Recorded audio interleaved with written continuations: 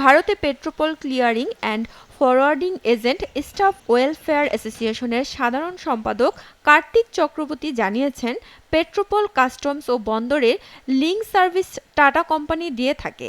গত ২৮ এপ্রিল সোমবার দুপুরে ঝড়ের পর লিংকের সমস্যা দেখা দিয়েছে।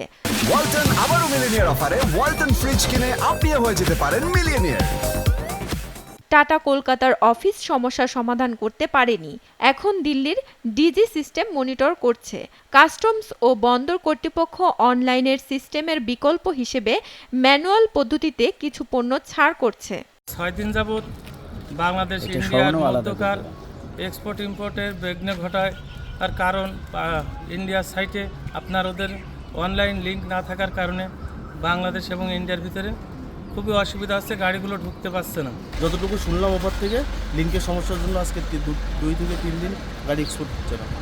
বেনাপুল সি&এফ এজেন্ট স্টাফ অ্যাসোসিয়েশনের কার্গো সম্পাদক রফিকুল ইসলাম রাকিব বলেন, সাধারণত প্রতিদিন ৫০০ ট্রাকের বেশি পণ্য আমদানি হয়।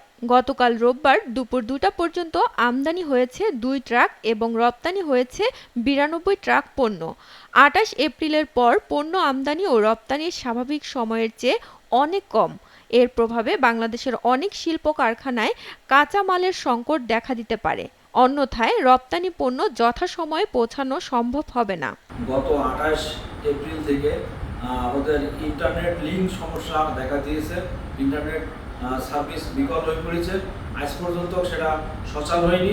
এজন্য ভারত থেকে বেনাপোল বন্দরে প্রতিদিন ওই ৪০ গাড়ি, ৫০ গাড়ি, ১০ গাড়ি এরকম করে মাল ঢুকছে। যেখানে আগে প্রতিদিন পণ্য আমদানি হতো ৪৫০, ৫০০ বা ৫০০ প্লাস পণ্যবাহী ট্রাক।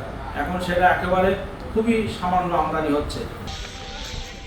বেনাপোল কাস্টমস কার্গো শাখার